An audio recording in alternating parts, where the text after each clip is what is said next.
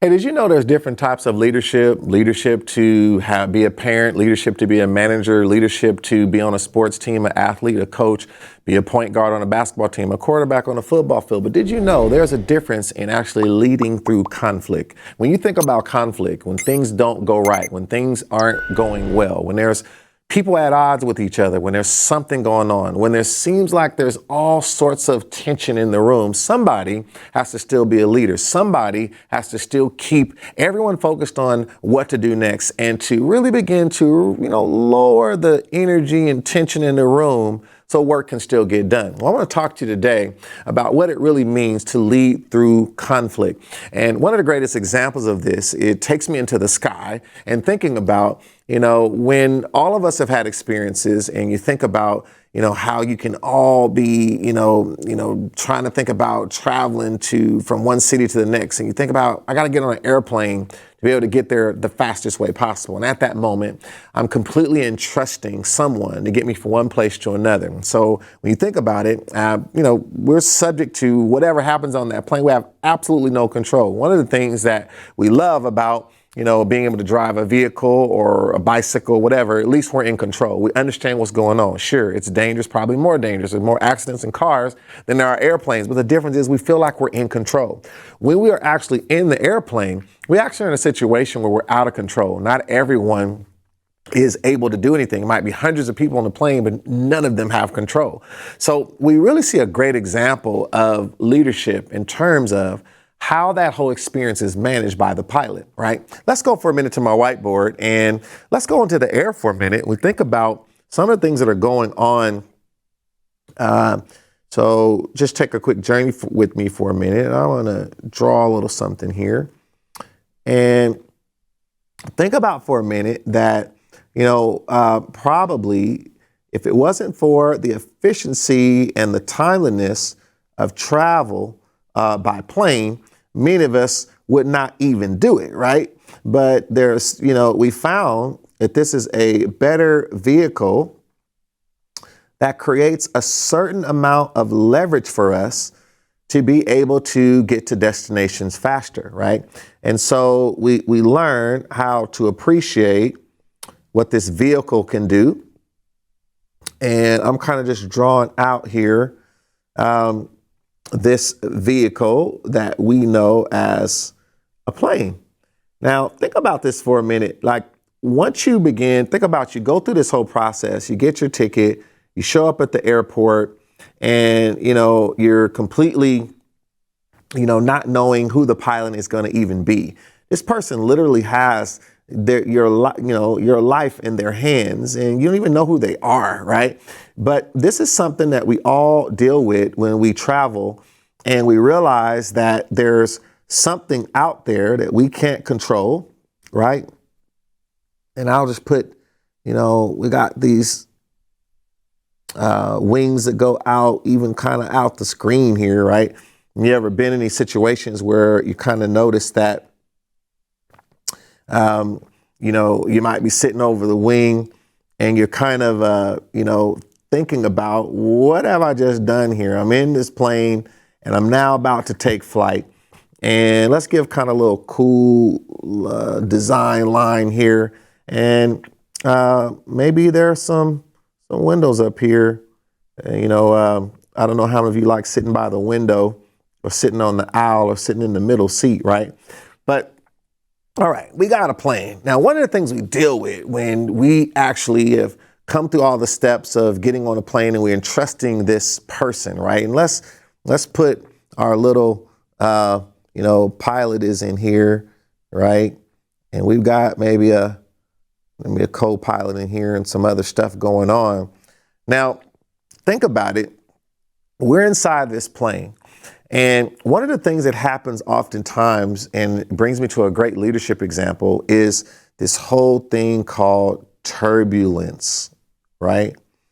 And we can learn a lot about leadership through conflict by what happens when there's turbulence on a plane. Now, If you are, and let me know in the comments if you've ever been on some flights where it's like, whoa, what is going on? And, it got really turbulent, a little bumpy, shaky. If you've been on a flight that was just completely turbulent, and what are some of the thoughts that go through your mind when you feel that? Well, one of the worst things ever is to be on a plane and you're on the plane, it's turbulent, it's super quiet on the plane, everyone is not talking, even the babies have stopped crying because it's just this nervous feeling, right? No one likes it. There's a lot of shaking and the plane is dropping up and down and so forth. And the pilot is completely silent, not saying anything. Well, this is one of the most disheartening, fearful experiences is when you understand that something abnormal is happening, but no one is explaining what is going on. No one is giving you any insight into why things are the way they are. And so you're left to your imagination. And when you're left to your imagination, you start thinking about all kinds of stuff, right? So we learn a lot in terms of exploring what should a pilot do, because sometimes our business is in turbulence. Sometimes our relationship is in turbulence. Sometimes our career or someone that we're working with on the job is in turbulence. Sometimes we are in turbulence with our health. We just got back from a doctor's appointment, right? And there's turbulence, or someone on your team is dealing with a health issue, or someone that you love is confronted with some bad information, some tough announcements that came to them, and now they're dealing with it, right? And you have to then know how to lead through that, because again, wherever you're at, you're always, in some way impacting other people. I don't care if you're a parent, a friend, whatever you are, you're impacting the people around you, and you have to know how to lead through conflict, and especially to all of our entrepreneurs out there. That is one of your jobs, is to lead through conflict. Now let's go back here and let's think about what this pilot should be doing. Well, one thing we want a connection to the leadership. So this is important. To lead through conflict, we first got to already have an established relationship and connection to feel comfortable that we can even trust when they try to lead through the conflict. I want to already have had a relationship with them and know that they understand who I am and I can trust who they are. So imagine coming on a plane and the pilot, before you even took off, is building a rapport. My name is Captain whatever, and we are looking forward to this, that. We're going to be getting to 10,000 feet. We get to 30,000 feet. We'll be cruising altitude.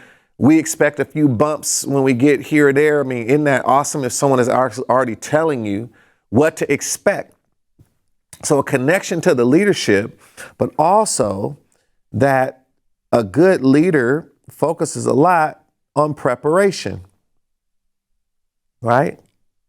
So a good pilot is going to prepare you so that you don't have anxiety when it comes. They've already prepared you for it, right? And this preparation can be, before, during, right? And even after, to help prepare you to relax, right? So preparation is very deep, right? The other thing that is very, very paramount is someone who is communicating. So communication is essential, because communication actually it's a way of conveying the right message to the right people at the right time. Now, when we talk about communication, we know we want that communication to be effective. Now, what makes it effective is it is very aligned with what was needed at the time the communication was given. It got the message across, right? And so when we're thinking about communication, there's layers to this. So we have the tone, right? We have the tone, and with respect to that tone, we still have to understand the message. So good communication considers both tone and message. Could you imagine if a pilot got on, on the loudspeaker and was like, everything's gonna be okay, and they were almost out of breath. Everything's gonna be okay. Don't worry. Everything, and they sound nervous, right? So tone matters. So the message could have been great, but the tone causes people to feel more nervous, causes people not to, be comfortable, causes people not to trust, right? Then there's the message. Like, what are you saying? So if you say, well, we're having these bumps and not kind of sure how long this is going to be, but, we're just going to have to go with it. It might get a lot worse. I don't know what a lot worse means, but, don't worry about it.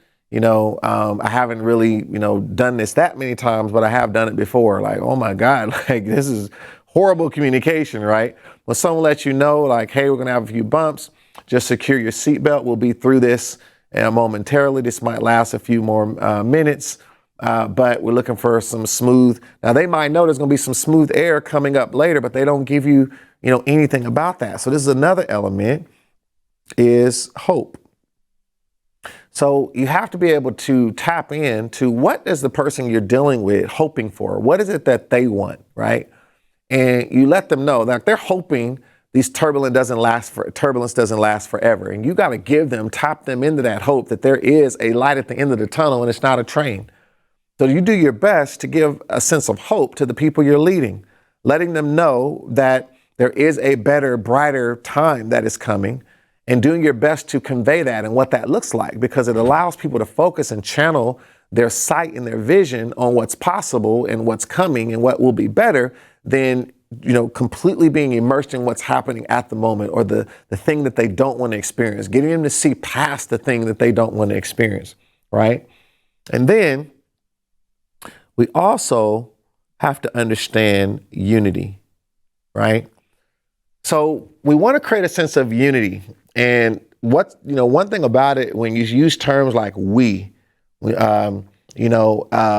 allows you to feel that you're in this with other people. Like, we should be, through this momentarily. If let's all, just get to our seats and buckle up, and we will get through this soon, right?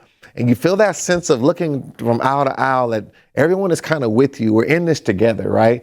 And this is, again, very, very important, because there's a positive peer pressure in which, when you see other people being courageous and fighting through something, it causes you to believe you can do it too.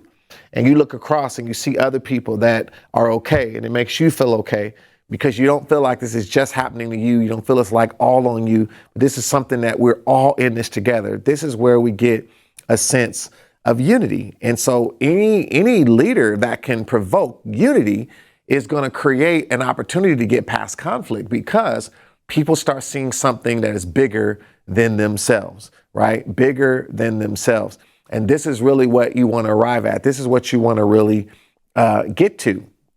Now, last but not least, when we think about all of this leading through conflict, right? Leading through conflict, we also want to create, we want to be able to transfer, let me put it this way on the whiteboard here, transfer the focus to a common enemy. Now, this is very important, because if two people are at odds, if a workplace is at odds, if a family is at odds, good people who can lead through conflict can transfer all of that focus toward a common enemy, right? So the common enemy in this example is turbulence. We're going to get through the turbulence. We're going to get through, there's a lot of clouds, and, we should be through this soon. Like, we're not against each other. We're against the thing that is causing the conflict, right? And being able to do this as an entrepreneur, like, got people on the team going back and forth over which marketing approach is best to convert and focus that energy more on, hey, we are all trying to get the best amount of leads that we can get. And we are in this together. The common enemy is our competitor over there who is getting more leads than us, right? Being able to transfer the focus to a common enemy so that everyone sees the conflict is not between, each other. The conflict is over here in this other thing over here that we can band together to defeat. And good leaders are able to do that. They're able to transfer that focus to a common enemy so that in the end, everyone works together to win. And that's what we want to do as we begin to change turbulence into something that is actually a powerful approach to having a pilot's mentality to keep everyone still and calm as we go through a few bumps, realizing that on the other side of those bumps is getting to the desired destination.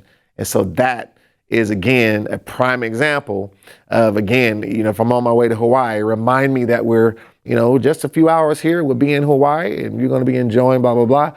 I mean, it causes your mind to think about the overall goal, which is what this is all about. And so, again, this is a great example of taking these lessons learned so you can charge, expand, and overcome, because we are CEOs. Make sure you don't let conflict stop your leadership. Instead, lead through the conflict so you can get to your destination. I'm Michael E. Parker. We'll see you next time.